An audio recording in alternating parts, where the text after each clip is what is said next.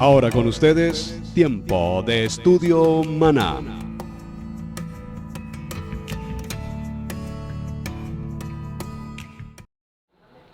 Bienvenidos a este tiempo de estudio bíblico devocional. Su hermano Pastor Roberto Alfaro les saluda y les doy la mejor y cordial bienvenida. Muchísimas gracias por acompañarnos en este estudio. Muy contento y agradecido con cada uno de todos ustedes, mis amados hermanos, que nos envían sus saludos, sus mensajes y que disfrutan de esta enseñanza. Recuerden, todos estamos aprendiendo. ¿Y por qué hago mención a esto? Porque realmente es muy interesante notar lo que se está sucediendo en diferentes lugares en el planeta Tierra. Hay un tremendo movimiento, una sed poderosa de la palabra. Siempre utilizo esta expresión con mucho cuidado y espero por favor comprenda lo que trato de decir. Nosotros usualmente hablamos términos como volver por las sendas antiguas, retomando nuestras raíces de la fe, las raíces hebreas y otras frases que utilizamos entendiendo el propósito de estudiar la Torá, la palabra, los 5 primeros libros de la Biblia, el fundamento, la base, el corazón de todo lo hablado y estipulado por nuestro Padre Eterno a través de su siervo Moshe, que quedó escrito perpetuamente hasta nuestros días y hasta los días por venir, hasta el tiempo venidero. Así es que independiente del eslogan que se utilice, raíces hebreas, retornando a nuestra fe, a las sendas antiguas, como lo quiera llamar, lo importante aquí es que tengamos claridad en nuestros corazones, que hay una sed, hay una pasión poderosa en tantos lugares del mundo, hasta en los rincones donde menos esperamos, en los pueblos, en las poblaciones tal vez incluso muy alejadas y tal vez muy distantes. Allí hay un poder extraordinario. Recibí un mensaje de alguien que me dice que se encuentra ubicado en un lugar muy, pero muy distante de una de nuestras poblaciones latinoamericanas. Y me dice que solamente a través de la oportunidad de entrar a internet y ver una enseñanza de raíces hebreas sin que nadie le haya llevado, le haya dirigido, le haya enseñado algo en particular, entendió por revelación propia de la palabra, el Espíritu, el Ruach HaKodesh sobre su vida, cuán importante es retornar a buscar nuestro principio, nuestro fundamento, nuestra raíz. Así es que me gozo de saber que Dios está haciendo algo poderoso en las naciones, hacia el corazón de tantos hombres de Dios, pastores, que hemos o han estado por años y años. Digo, han estado porque igual yo lo pasé durante más de 20 años, en el estudio bíblico, en los seminarios, en los congresos, en la academia, en el intelecto, en el pensamiento, aún en la propia denominación. Pero en el momento en que esa luz, como dice el libro de Juan en el capítulo 8, verso 31-32, conoceréis la verdad. Y cuando aquí nos habla de esta palabra, la verdad, nos menciona la preciosa palabra, la Torá, la enseñanza verdadera, legítima, auténtica, sin contextos intelectuales, académicos, lógicos, razonables, sino lo que la palabra nos dice. Así es que muchísimas gracias y perdónenme que me haya tomado estos minutos para hacer esta apreciación. Estamos en nuestro parashá número 41, Pinhas o Finés, y vemos cómo en esta porción de Pinhas, según lo que desarrollamos ayer, nos hicimos algunas preguntas. ¿Por qué fue Pinhas precisamente el hombre que tuvo como tarea o como función el acudir en favor del pueblo de Israel ante una circunstancia de idolatría, ante una circunstancia de fornicación, ante una circunstancia de inmoralidad? Y llegamos a una gran conclusión, según los textos que veníamos tomando, entendiendo que la labor primordial, la función específica, recordemos que dentro de la organización de todo el tabernáculo y del templo, cada quien tiene su lugar, cada quien tiene una labor, cada quien tiene una función, cada quien debe realizar específicamente una tarea. Y esto no hablo solamente de las funciones del templo, estamos hablando de nuestra vida diaria. Cada uno de nosotros cumple en este ciclo de vida un propósito establecido y determinado por nuestro Padre. Ahora la pregunta es, ¿sabes tú cuál es ese plan? ¿Sabes tú cuál es ese propósito? ¿Sabes tú cuál es tu ubicación? Nosotros radicamos en este momento en los Estados Unidos. Y vemos en esta zona donde vivimos y hemos habitado en dos estados, primero en Georgia, posteriormente en Carolina del Norte. Pero conozco de personas que estando en esta visita o en este país, en esta transición de esta nación, porque esta nación es una transición multicultural, nos damos cuenta que hay gentes que están en este lugar, soñaron con estar en este lugar, pero aún estando en este lugar nunca encuentran ubicación, es decir, un tiempo en la Florida, un tiempo en Georgia, un tiempo en Carolina del Norte, en Carolina del Sur, en Virginia, en Washington, en New York, en Boston, van, vienen, suben, van, vuelven, regresan y estamos pasando. Y así sucede en la vida de muchas personas. Transitamos y transitamos de un lugar para otro sin una dirección y sin un punto establecido. Pues bien, repito, en el templo todos, los levitas, los sacerdotes y el pueblo de Israel, todos cumplían fielmente y a cabalidad una labor específica, de tal manera que no podríamos usurpar, por favor subraye esta palabra, usurpar, que suele pasar hoy, usurpamos las labores, usurpamos la tarea, usurpamos el lugar, usurpamos la función de otras personas y no permitimos que cada quien ocupe su respectivo lugar. Menciono todo esto para concluir que Pinhas tenía una función, lo vimos el día de ayer cuando mencionamos específicamente su labor. Su labor entonces, cuidar, guardar, proteger el entorno, las puertas de entrada del templo, de tal manera que al templo no se permitiera el ingreso de nada inmoral, pecaminoso, anatema. Y es precisamente allí, cuando concluimos en el tema de ayer, que evidentemente Pinhas tomó su posición, pero atención a esto, tomó su posición como, yo mencioné ayer, como jefe de seguridad, como jefe de la guardia de protección del templo y cumplió con su función, atención, cumplió con su función como jefe encargado de la seguridad del templo. ¿Y cuál fue esta? Una vez se estableció el acto y esta afrenta a Hashem, esta afrenta a Moshe, esta afrenta al pueblo de Israel, inmediatamente Finés toma una acción que podemos considerar una acción, sí, valerosa, oportuna, evidentemente la labor de un guardia de seguridad, y aquí dice la palabra el capitán de seguridad, que tomó la lanza, y esta palabra lanza es una palabra muy interesante, porque la palabra lanza tiene que ver precisamente con la expresión respecto de los 248 misbot, y ya hablaré un poco más en detalle sobre esto, pero toma una lanza y atraviesa el vientre tanto de este hombre de Simri como de Cosbi, una mujer madianita, y les causa la muerte. Y en ese mismo instante cesa toda la peste, toda la enfermedad, toda la causa de muerte que había entre el pueblo. Hasta aquí llegamos en el tema de ayer. A partir del capítulo 25 del libro de Bamidbar, en el número 12, verso 12, acompáñenme por favor, Números capítulo 25, verso 12, dice entonces la palabra, voy a leer desde el verso 10, entonces Yahweh habló a Moshe diciendo, Finés, hijo de Eleazar. ¿Quién es Eleazar? Hijo de Aarón. Recordemos esto, es muy importante. Hijo del sacerdote Aarón. Recordemos que Aarón y sus hijos ocupan una posición como cuerpo sacerdotal. Mencionamos cómo Finés tenía una posición como un levita. Y vemos cómo, dice esta palabra, ha hecho apartar, dice el texto, ha hecho apartar mi furor de los hijos de Israel, llevado de celo. Aquí hay una expresión muy interesante, por favor subraye en su Biblia la palabra celo. Estoy en el verso 11 del capítulo 25. Dice, llevado de celo entre ellos, por lo cual yo no he consumido en mi celo a los hijos de Israel. Repito, esta palabra quisiera dejarla inmediatamente como una tarea.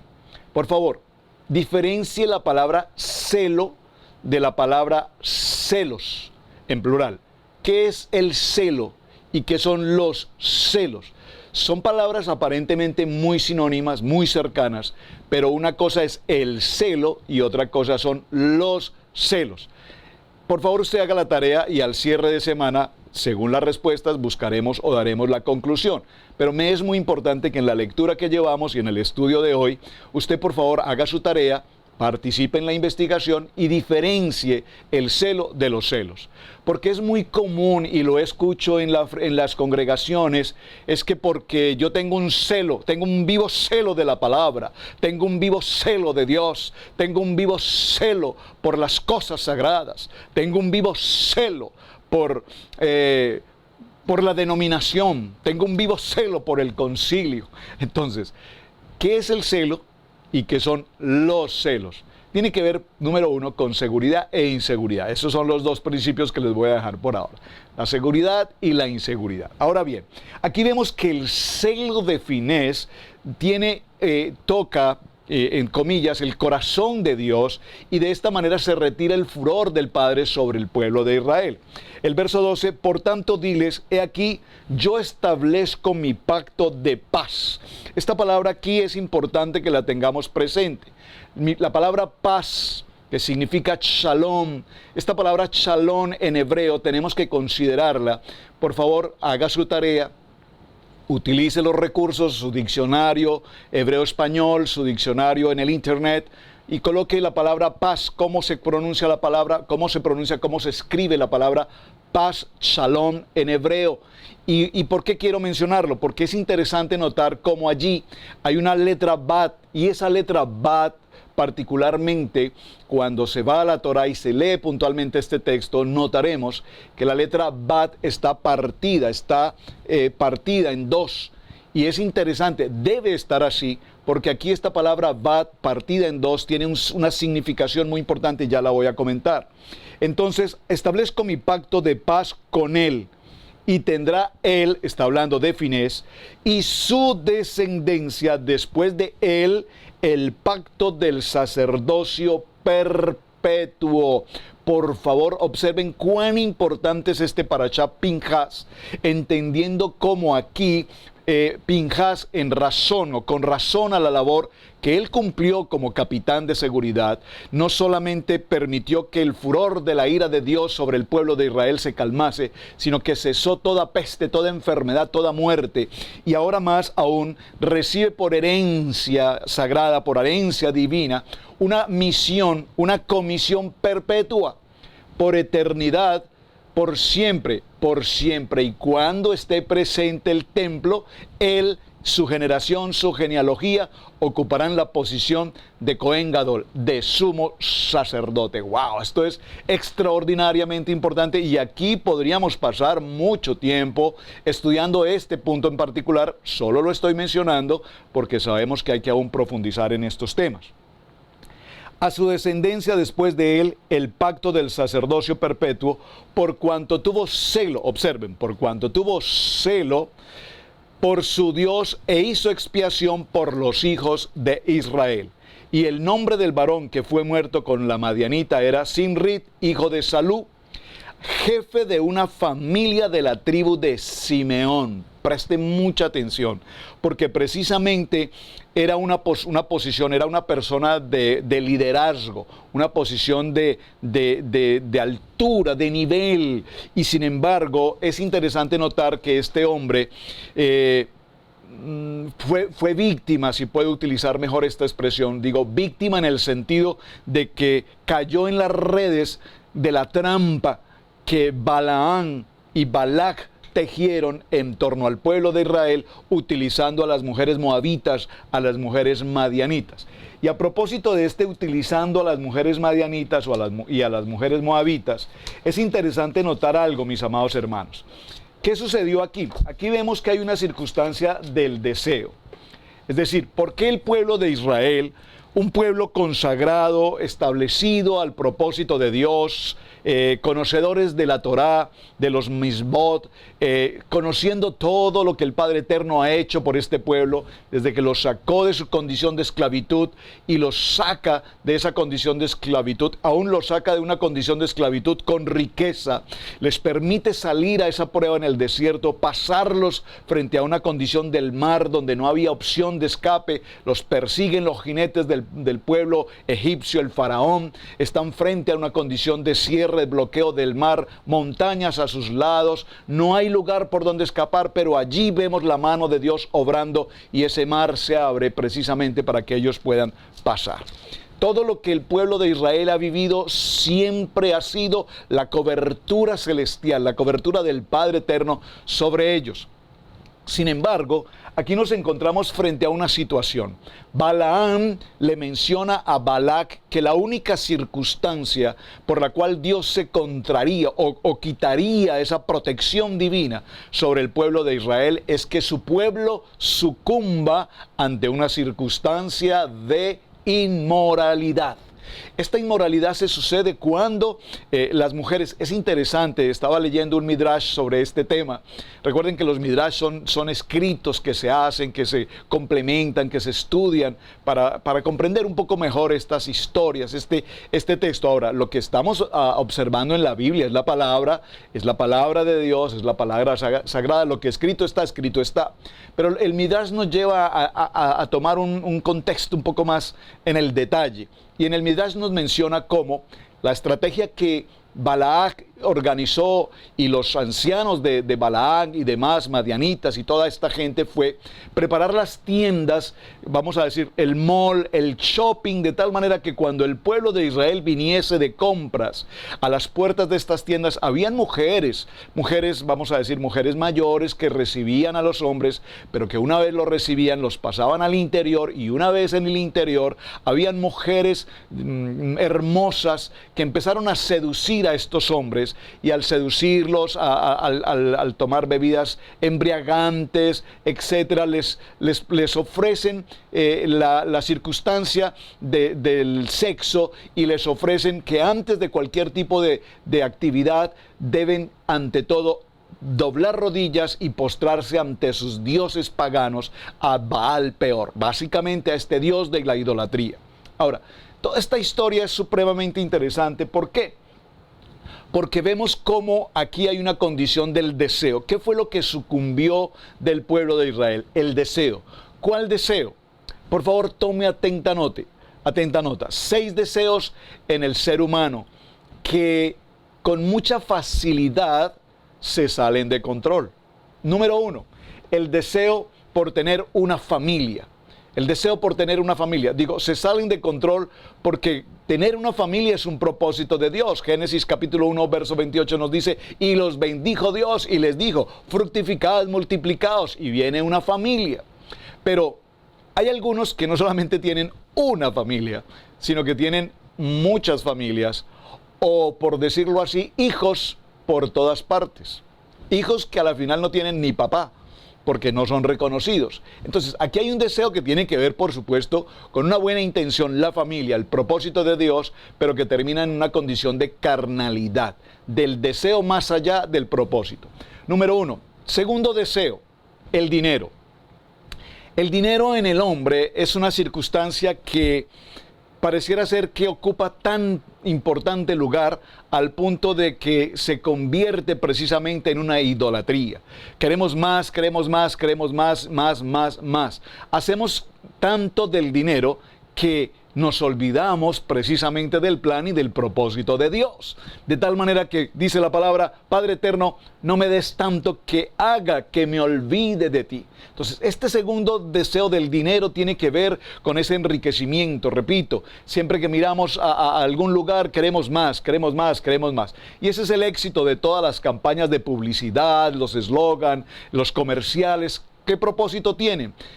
Que cuando nuestra carnalidad ve la publicidad, el auto, la casa, el yate, el crucero, las joyas, las prendas de vestir, las vacaciones y todo esto, nuestros ojos y la sensibilidad y nuestras emociones, observen las palabras que estoy usando, sensibilidad, emociones, esas circunstancias hacen que el dinero se convierta en una prioridad. Entonces, muchas gentes dejan de tomar el plan de Dios, celebrar las santas convocaciones, de celebrar los tiempos kairos de Dios, de celebrar el tiempo sagrado de Shabbat cuando se trata de dinero. Entonces, ¿qué ocupa tu primer lugar? ¿Mi relación personal con el Padre o ocupa mi primer lugar el hacer dinero? Dinero, dinero, dinero. Ahora, entiendo, y no vamos a ser radicales en este aspecto, entiendo que hay muchos momentos y circunstancias en las que se nos hace imposible atenderlo, pero la prioridad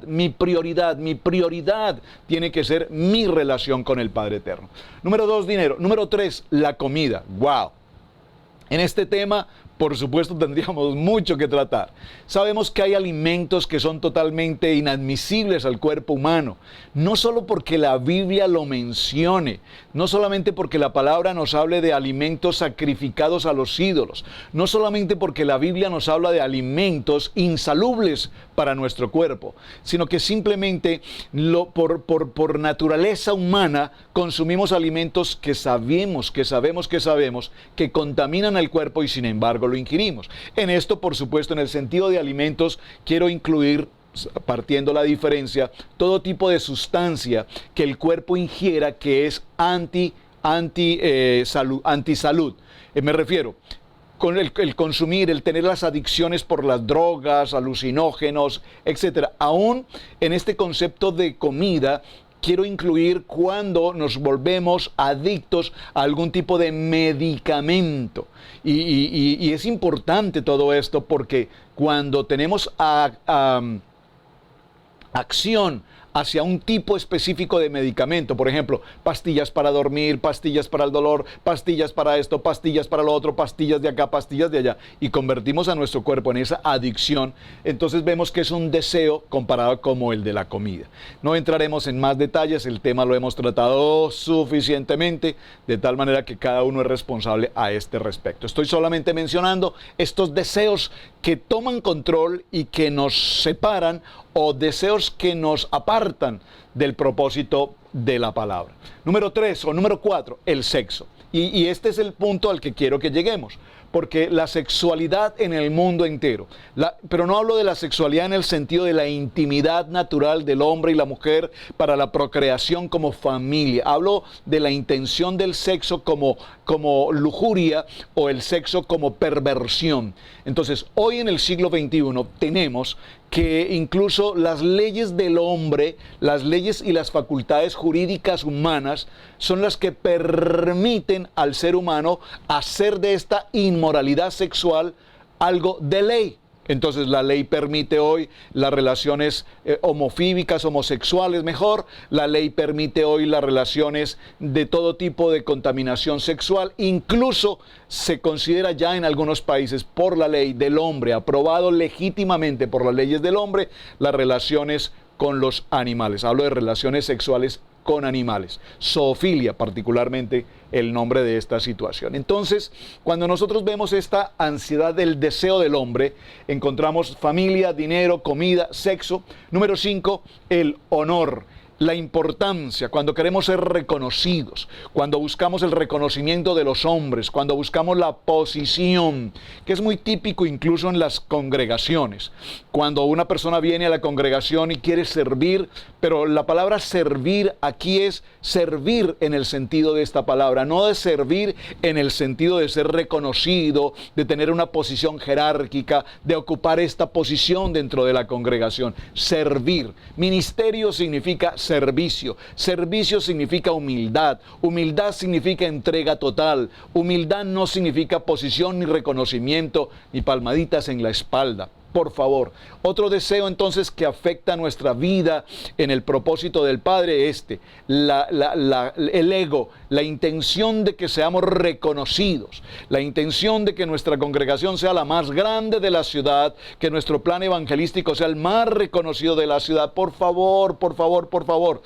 Todo esto no es más que una intención humana.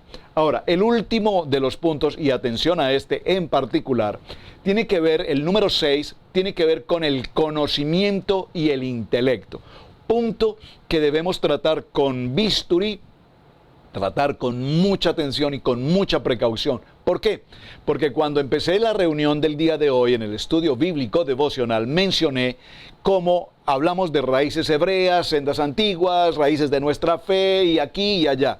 Pero en los pocos tiempos o en los tiempos de este acontecimiento maravilloso de volver a la Torá, nos damos cuenta que se ha generado un crecimiento impresionante por el conocimiento intelectual, por el conocimiento académico. Y no es que haya nada malo en eso, es lo que estamos haciendo justamente ahora. Si usted puede observar mi mesa de trabajo, tengo aquí un manual, tengo otro manual, tengo otro manual, y estoy estudiando y estoy preparando esta jornada de tal manera que estoy aprendiendo, estoy compartiendo y estamos todos aprendiendo más.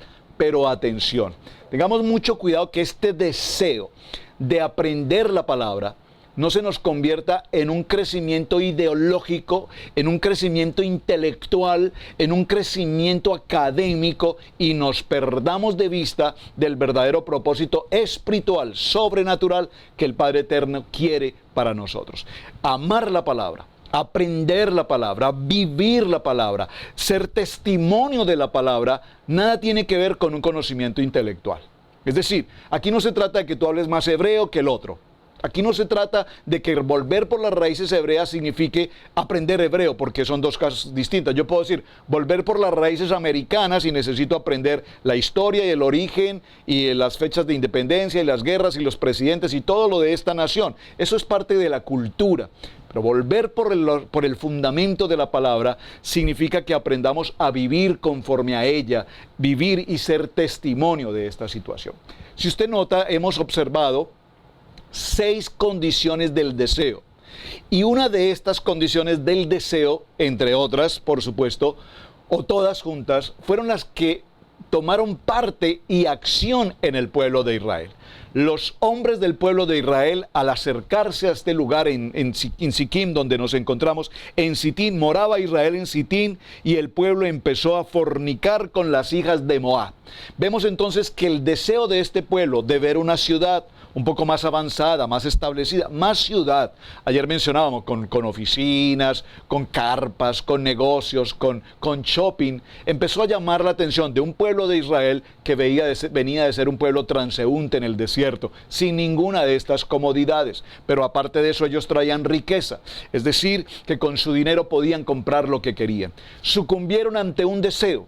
¿Cuál deseo? El deseo, la pasión del sexo. La prostitución, si puede utilizar esta expresión, del pueblo que permitió que Israel cayera en una condición de lujuria, en una condición de fornicación, en una condición de idolatría. Y todo esto contaminó precisamente al pueblo. Incluso recordemos que el texto nos narra que Zimri trajo a esta mujer madianita, no solamente la trajo, sino que tenía relaciones con ella en el lugar del templo, de tal manera que esto es importante que lo tengamos presente.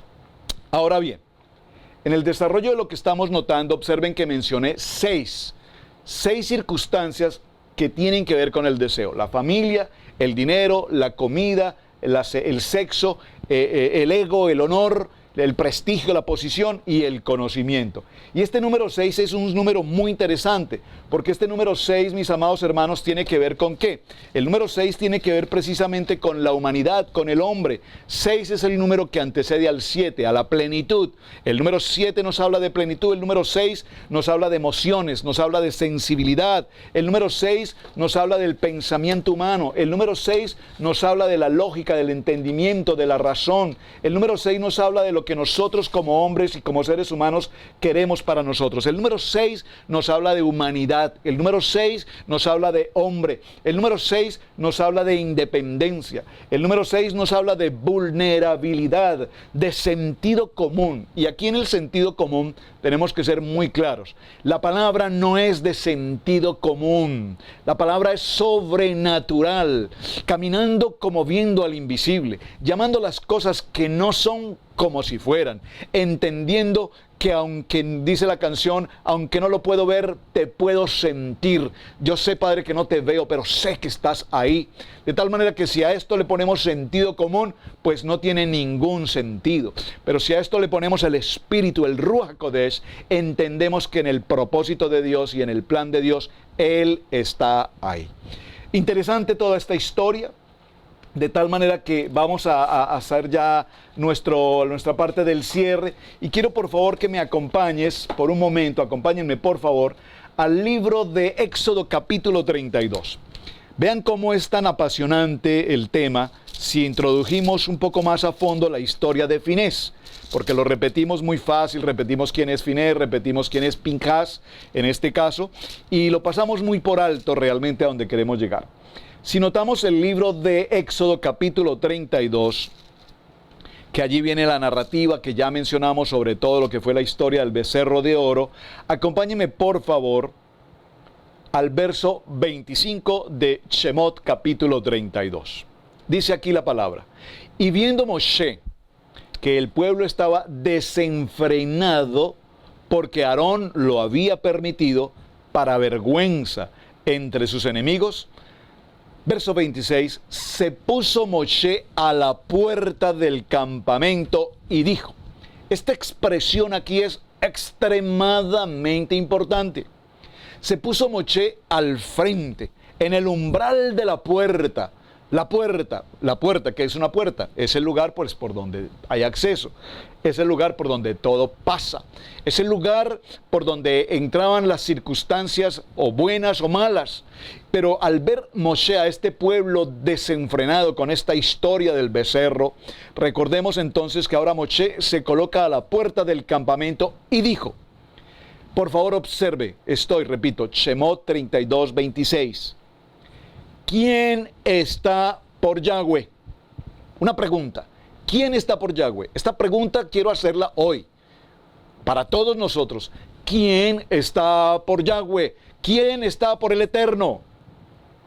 Júntense conmigo. Y se juntaron con él todos los hijos de Leví. Amén. Aquí hay un amén. Tremendo. Todos los hijos de Leví, en este momento los hijos de Leví toman una condición radical hasta nuestros días. Ellos van entonces a ocupar una posición en la que no heredarán tierra, pero van a heredar nada más ni nada menos que el privilegio, el honor de ser los sacerdotes, los levitas en el templo. Heredaron la misión, heredaron el ministerio, heredaron no la tierra físicamente, pero heredaron las ricas bendiciones del Padre Eterno. Y Él les dijo, así ha dicho Yahweh, el Dios de Israel, poned cada uno su espada sobre su muslo, pasad y volved a puerta por el campamento y matad cada uno a su hermano y a su amigo y a su pariente. Y los hijos de Leví hicieron conforme al dicho de Moisés y cayeron del pueblo en aquel día como 3,000 hombres. Aquí vemos que ahí caen 3,000 con la ocasión del becerro, pero con la ocasión de las moabitas, con la ocasión de lo que está pasando ahora en las puertas de Canaán, nos damos cuenta que la muerte fue de 24,000. Aquí hay algo importante. ¿Quién está por Yahweh? Hoy, si hacemos esta pregunta, ¿quién está por Yahweh? Seguramente muchos contestarán, ¿y qué me ofrecen? ¿Qué hay a cambio? Porque aquí estos hombres nunca preguntaron, ¿qué hay a favor si nosotros estamos con Yahweh?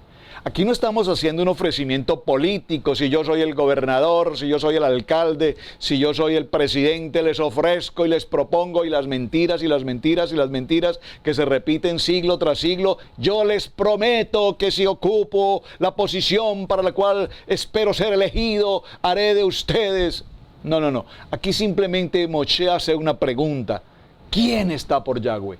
Y el pueblo de Leví, los levitas, respondieron inmediatamente, nosotros estamos con el Eterno. En este lugar nos daremos cuenta de algo muy importante. Hay un pacto con el pueblo Leví para que ahora sean parte integral y sean consagrados al servicio del templo. Ahora, como nuestro tema es Pinhas, pero todo esto junto, acompáñeme por favor al libro de Josué.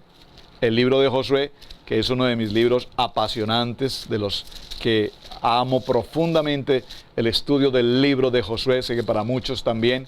Aquí encuentro mi primer texto de Josué, capítulo 1, verso 8 y verso 9, cuando el Señor le habla y le dice, mira, nunca se aparte de tu boca este libro de la Torá, sino que de día y de noche meditarás en él, para que guardes, guardar, obedecer, y medites, guardes y hagas conforme a todo lo que en él está escrito. Y hagas conforme a todo lo que en él está escrito. No dice, y hagas conforme a todo lo que a ti te parezca que puedes hacer.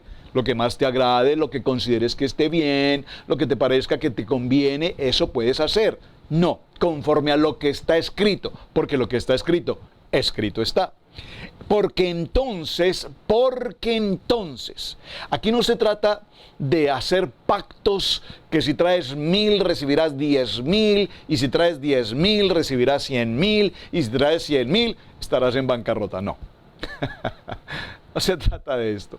Esa teoría que nos enseñaron por tantos años lastimosamente y aún todavía, de la famosa prosperidad, nada tiene que ver con lo que la palabra nos enseña. Aquí nos dice que si nosotros tomamos este libro de la ley, la Torá, de la ley, no la ley que el hombre plantea, la Torá, la instrucción de Dios, y que de día y de noche meditamos en ella, meditamos, estudiamos, aprendemos, reflexionamos y la guardamos. Aquí la guardamos es vivir la palabra, amar la palabra, aprender la palabra, y conforme a todo lo que en ella está escrito vivimos, entonces harás prosperar tu camino y todo te saldrá bien.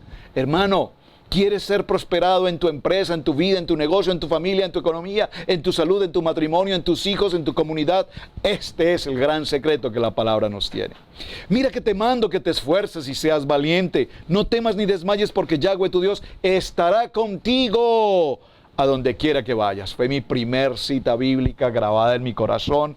Cuando escuché esta voz por primera vez, le preguntaba a alguien, por favor, indíqueme dónde se encuentra esa palabra, porque esa palabra me ha dado vida. Y vamos a cerrar en el libro de Josué, en el capítulo 22, para nuestra enseñanza del día de hoy. En el capítulo 22 le voy a pedir, por favor, que usted se tome el tiempo en casa de leer el capítulo 22 del libro de Josué, desde el verso 1 en adelante. Léalo, por favor, todo. Yo me voy a detener un momento en el verso 9, capítulo 22, verso 9, para el contexto de lo que estamos tratando. Así los hijos de Rubén y los hijos de Gad y media tribu de Manasés se volvieron, separándose de los hijos de Israel. Muy importante esto, por favor, subráyelo. Los hijos de Rubén, los hijos de Gad y media tribu de Manasés se separan de las 10 tribus. Recuerden que Manasés se dividió en dos, media para acá y media se quedó. Ahora, se separaron de los hijos de Israel desde Silo, que está en la tierra de Canaán, para ir a la tierra de Galat, a la tierra de sus posesiones, de la cual se habían posesionado, conforme al mandato de Yahweh por conducto de Moshe. Y llegando a los límites del Jordán, que está en la tierra de Canaán, los hijos de Rubén y la media tribu de Manasés edificaron allí un altar. Por favor, subraye esto. Edificaron allí un altar, un mishkan, si puedo decirlo de esta manera, un altar.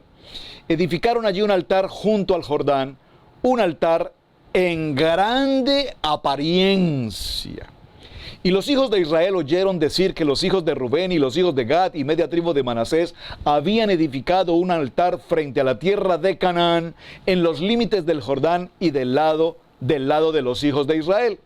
Cuando oyeron esto, los hijos de Israel, se juntó toda la congregación, toda la quejilá de los hijos de Israel en Silo, para subir a pelear contra ellos. Observen, estamos en el Parashá Pinhas, y en el Parashá Pinhas hablamos del celo de Pinhas por la palabra, por Dios. Y aquí estamos entendiendo qué está pasando.